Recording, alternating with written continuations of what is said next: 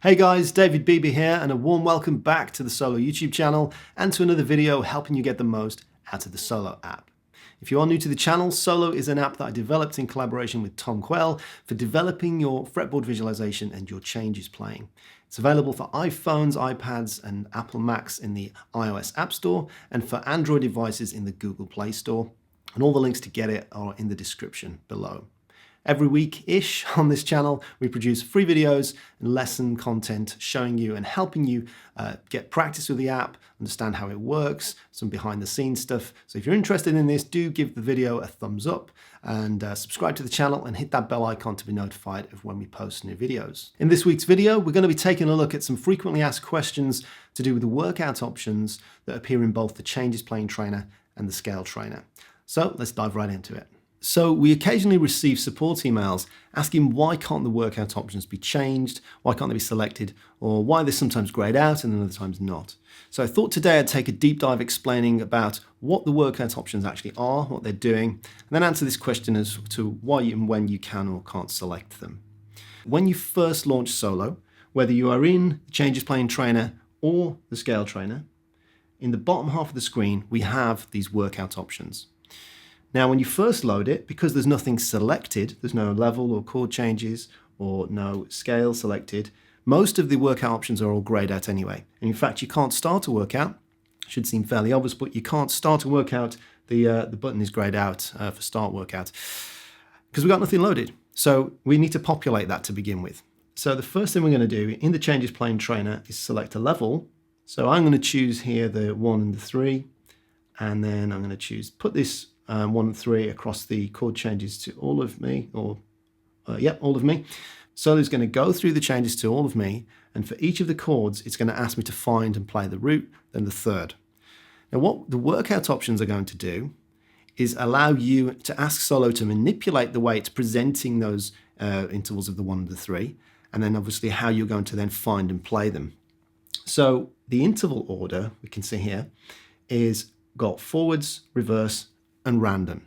So if I just leave it in forwards as the default stock setting, if I hit Start Changes Workout, it's asking for the 1 and the 3 over the C6 chord. So I've got the 1, the 3, goes on to the next chord, the E7, it's asking for the 1 and the 3 relative to the E7. Then I've got the A7, so 1 and 3, and the D minor 7, it's now asking for the 1 and the flat 3. So the flat 3 is now relative to the D minor chord. So I've got the 1 and the flat 3. Okay, now if I come out of that and select reverse, it's going to put that literally in reverse. So it's now the C6 chord asking for the 3, then the 1, so on and so on with the rest of the chords. So it's manipulating the way it's showing, presenting to you, and what it's asking for you to find. The randomized one will then randomize between asking for the 1 and the 3 and the 3 and the 1. Okay. Now the first reason this might be grayed out, the randomized might be grayed out, is if you've gone into level and selected 3 or root, you can see, well, we can't reverse it and we can't randomize it. So that's why it's grayed out. It's only asking you for one intervallic function over this for this level. So we can't manipulate that. Okay, so I'm going to go back in and select the root and the 3 again. Now, the other option underneath here, where we've got voice leading. So voice leading is a really cool feature we built into Solo that allows you to start to hear and see the connections between the chords. I'll do another video in detail on the voice leading at a later date, but the reason it's grayed out is because this isn't going to let us voice lead unless we turn on random. Notice what I did there? So I hit the random button and now voice leading pops up white, so I can now select this and it will allow me to voice lead. It has to be on random for it to voice lead, otherwise it won't work. And as I say, I'll do another detailed video on voice leading at a later date. But basically what this is going to allow me to do, if I select a slightly more interesting level, like say 1, 3, 5, 7, hit random and then hit voice leading, it's going to make the connections between the chords really nice and smooth. So now I'm going to have So over the C6 chord, I've got the 5, the 3, the 1, and now the 6. And the 6 of this chord is an A note. So the 6 of the C6 chord is an A note. And you can see underneath there now, in the next chord, it's going to an E dominant 7. Okay?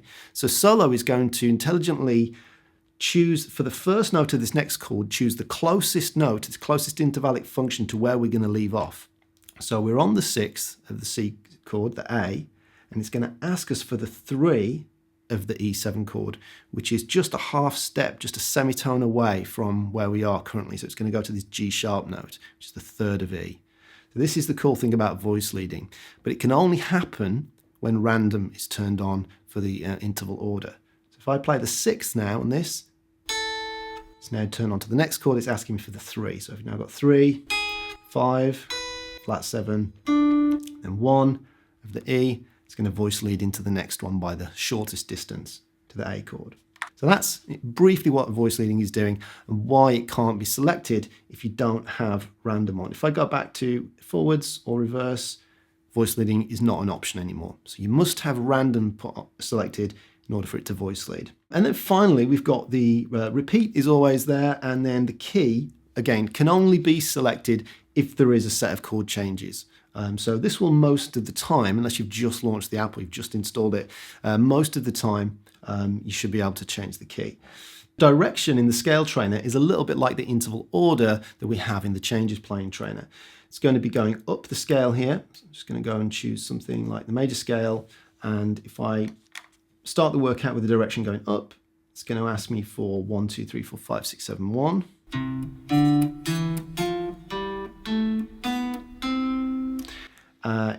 If I have it down, it's going to be the other way. So 1, 7, 6, 5, 4, 3, 2, 1. And then finally, again, we've got this really powerful randomizing option that now is going to just jumble them all up for you between the 1 and the 1.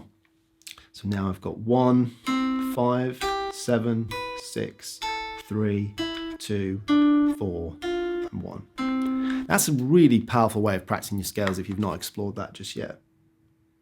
The melodic sequence is basically asking us to play from a note to another note within that scale.